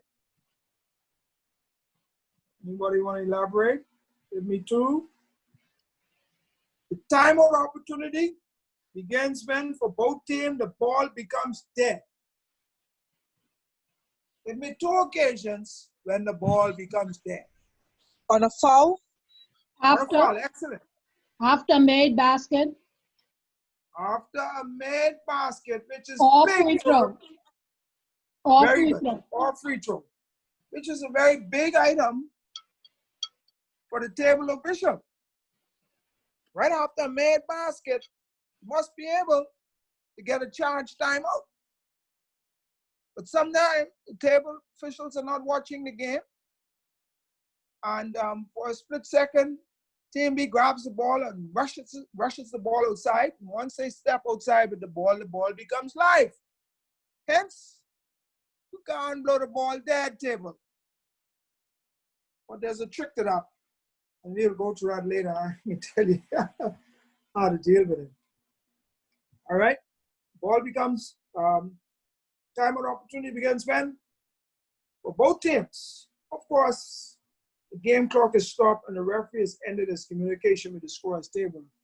All right, all of that must take place first before the official blow the timeout.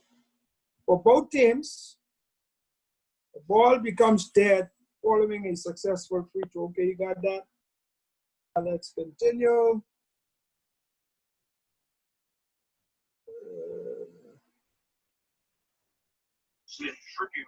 To George Floyd, all part of the.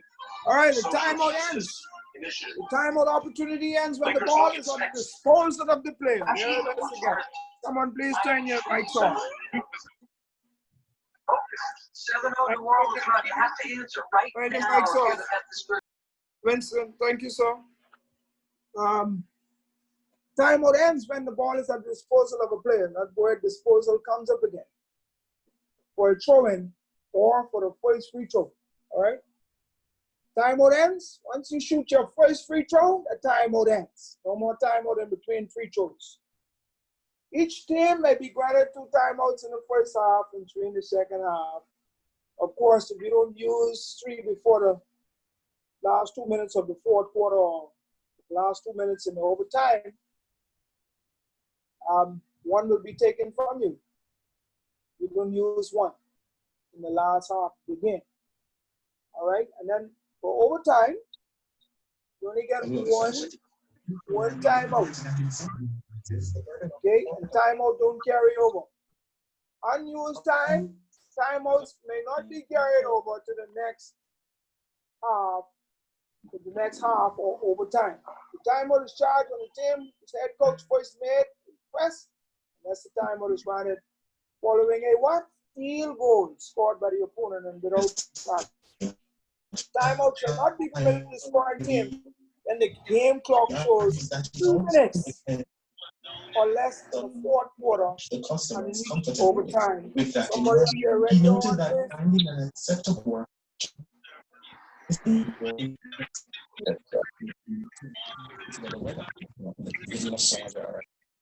Okay.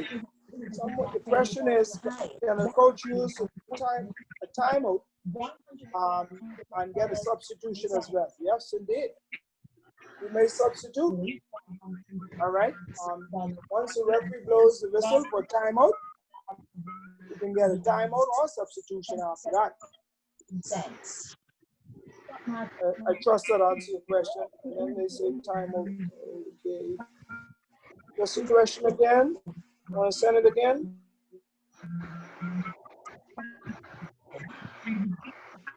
Any others? Okay, only the head coach and assistant coach may have the right to request a timeout.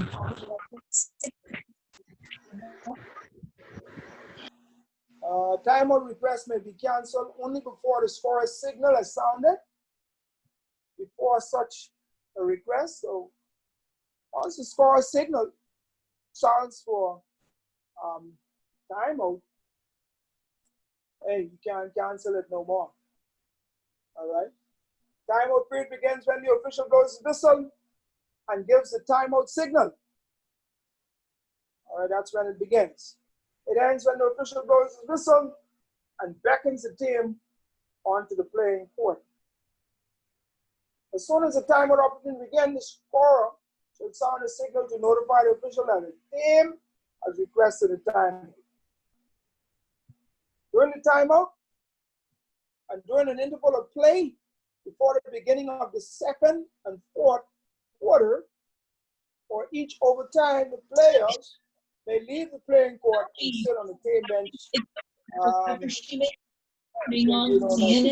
What we're seeing today is different. If the request for timeout is made by either team after the ball is at the disposal again of the free throw shooter for the first free throw, the timeout shall be granted if the last free throw is successful. The last free throw, if not successful, is followed by a throw-in. Okay. A foul is called between free throws, etc. Fouls or violation is called between free throws. After that, you may get a timeout. Any question on a timeout? Anybody have any anything to add? this timeout discussion? We had a question. Any technical question with regards to the time? Go on. One question was, can the coach ask the table to disregard a timeout? Okay, the rules say, yeah, the coach can do it, provided that the signal, the table did not blow the horn for the timeout. And then the next one Timeouts can be canceled, provided that the table did not blow the horn for the timeout. Right. And then the next one is, can coaches use a timeout to substitute and then say timeout over?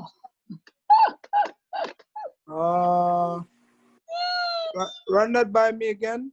You know how coaches will say timeout because they won't get a sub in the game. It's illegal for them to do that and then say, okay, I finished in my timeout, let's go. In other words, not wait, one moment. They can get a timeout. All right. At a dead ball, you can get a timeout. No, the question isn't whether you can get a timeout. They know you can get a timeout, but they're saying if their timeout is only to put in their substitute. Let's say they have someone on the bench, they want them in the game, so they call a timeout. And their substitute goes in, because now they say, let's go, I finished with my timeout. No, you'll have to complete the time for the timeout. Okay. The 1 minute. You'll have to complete that. Okay. All right? Yeah, you can't just say, okay, take 10 seconds and say, okay, my substitute is in the game now. Let's have the timeout. The time for the timeout is 1 minute. That's what it'll be. All right? Okay. You just have to wait until that time is completed. Okay. Continue. Of course, and the time that you have for the timeout isn't exactly 1 minute early. All right, when the whistle blows, when the referee blows the timeout, beep, and the clock starts for the timeout. All right. 40 seconds into that timeout, the officials will go over to each team, one official to team A and one to team B, and just to indicate that you need to get ready to play. They generally say voice call. All right, they generally say that.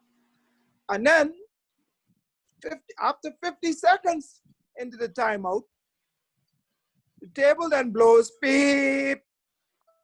Okay.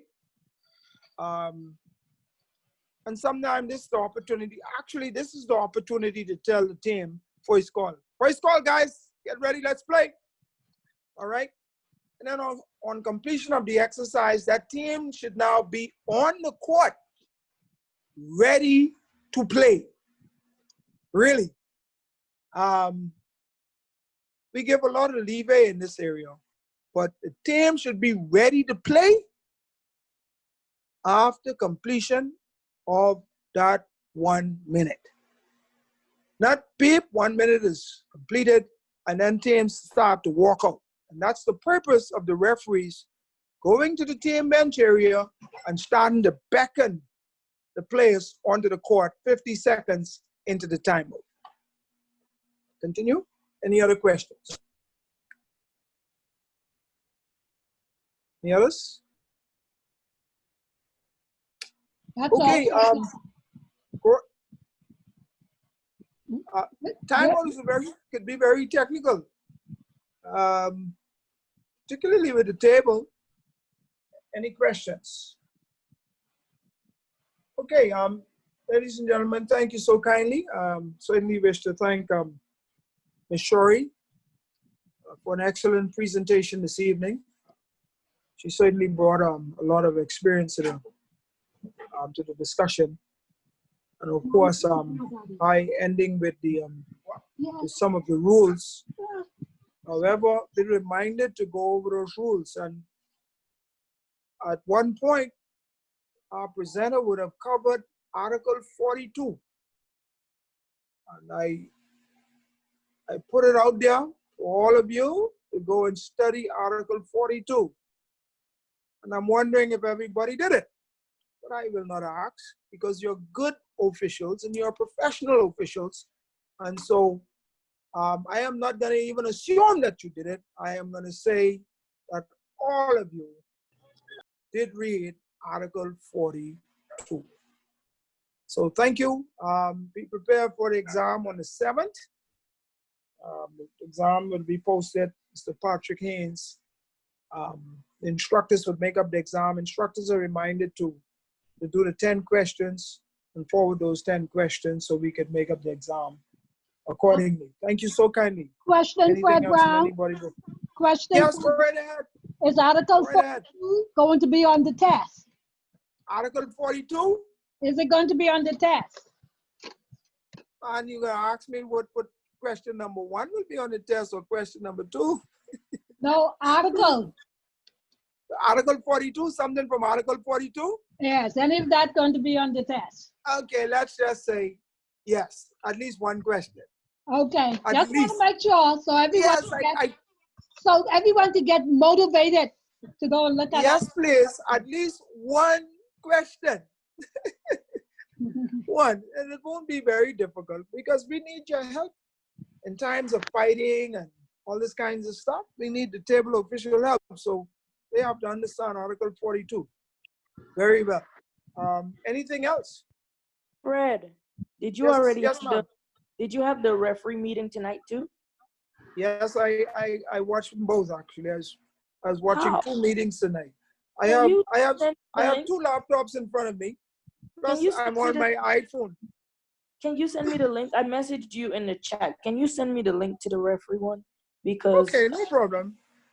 No Casey problem. sent me the link, but it took me to this one, which I already had the link for this one. Oh, sorry. Yeah. Okay. It is the same link for the referees course. The same link we've been using. Yeah, but how did you get on to yeah, both of them led me to this one. Yeah. No. There were 2 different links this evening.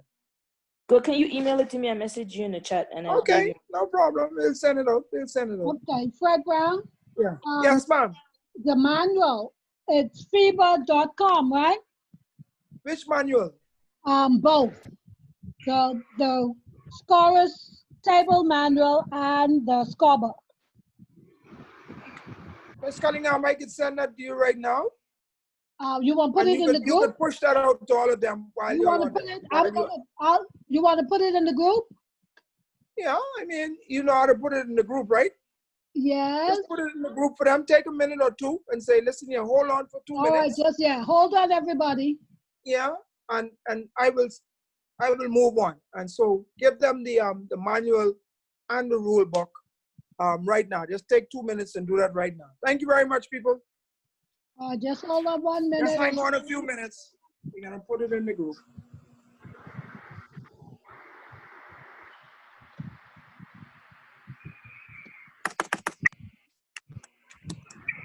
Right.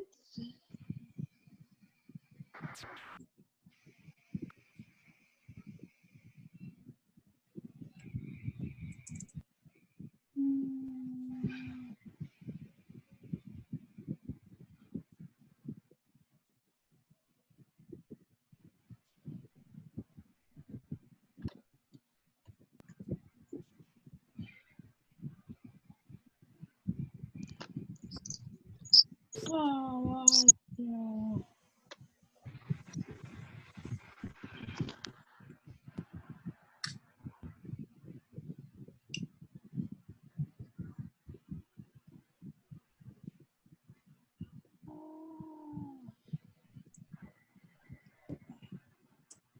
All right, I'm trying to put this in the group.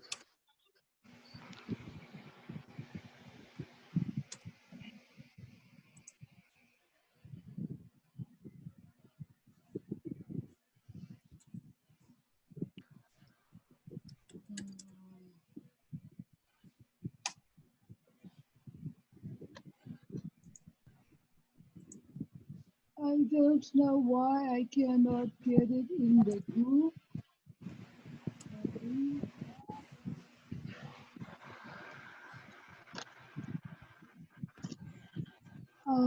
That's the rules. And let me see.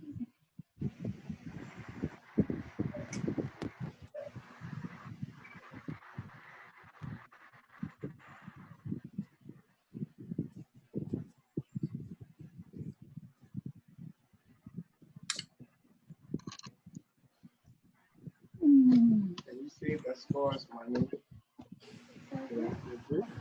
Three.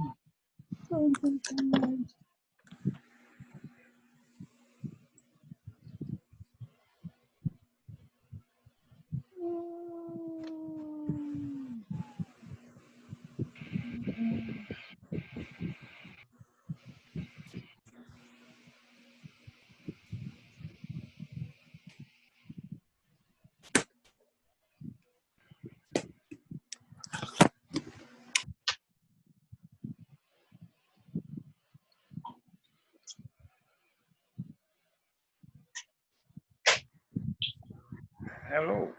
Am I on? Yeah. Hello, good night. Good night. Good night. Freddie Brown, good night. Yes, sir. Yes, sir. Good night, sir. This is Ashton from Trinidad, yeah? Say again, sir? Ashton, Victor Ashton. Oh, Ashton, how are you, my friend? I'm good, I'm good. Man, it's good to hear from you. I kind of tune in on late on the program, and again, all the problem. But I'm not going to share our secret with the rest of the group. We do have some secrets. I mean, you have secrets. I don't know. I can leave that right there. Right there, under the carpet. but yeah, man, it's good to hear from you, Ashton. Yeah, I got everything good. What you been saying for yourself? Taking life easy. Just up the referee for a little while, but I'm wrong. You still officiating? Not really. Not really. But I'm wrong. I'm not trying to get back involved. I'm not getting So a you're rule doing book some that table. You're doing some table officiating. No, normally, don't mind me when I'm in a small league. I just do everything sometimes. So I everything. Tables, Indeed. clock. Yeah. Well, I know one thing. If you work for, if you work for Miss Morris, you gotta be good. Okay. Right? As you know, Madam I Speaker. hope you know I'm listening to you, Mr. Brown. Oh my goodness, sorry. Mr. Brown, I hope you know I'm listening to you, right? Oh my goodness. You would have to, and Jackie, I'm very sorry. And oh my goodness. Oh wow. Fred Brown, give me 1 minute, please. In reference to the link, you would have to copy them and open them in a different Listen, I'm just gonna send it via WhatsApp to everybody. Okay. All right. I'll send it, and then everybody can send it to each other. Who knows each other, right? That's as simple as that. But Ashton, yeah, brother. I know if you're working for Miss Jackie Morris, you must be a professional. Okay. I know that. Yes, that. Or you will get your ghost licks. Yes, all you have to do is just copy and paste it. Copy and paste it, and it'll open. Oh, that's what they do. All the best. Just copy and paste. Okay, sir. Yes, okay then. That's Morris. Sorry for that. Yeah. I had to put that in So there. just copy and paste it, and it should open up. Oh. I'm not disappointed. I like that. Yeah. As soon as they know me well, don't worry. I think so, boy. Jackie, see, I get you later in the program here. The few people from us who are there tonight. Yeah. I see Delma is on tonight. I am seeing Clarence again. I even see Allison is on tonight. Wow. That is really, really good. I have 3 or 4 people on, which is nice. This is really good. Got test coming up. We want them all to do the test, indeed. Yeah. I hope all of them come out and do the test on Friday. Mr. Fred Brown. No, they love tests. Everybody's be there. They do the tests. Everybody does the test. They love testing. Okay, Fred Brown. Yes, ma'am. I placed the link in the group. All they have to do is copy and paste it, and it will open. It will not open. It will not open in the chat. You have to copy and paste it for it to open. Okay, they know how to do that because I don't know I how to do assume they do. If not, they can give you a shout and you can send it. And I don't know how to do it myself. No, I said you can send it by WhatsApp in the group if. Oh, okay, roger that. If they need it, if anybody needs it. Okay, they can just give me the emails and WhatsApp and I And can send it's it. on FIBA. It's at the FIBA website. Yeah, the FIBA site. Oh my goodness. Sometimes you get the wrong bit of information because they have so many different documents on the rules. So okay. Thank you all. Ronnie speaking. All right. Yeah, good night. Good night, all. Good job. Good night. Good night. Good night, everyone. Good night. Fred Brown. Good night. Yes, ma'am. You want me to send this recording Night. to Patrick?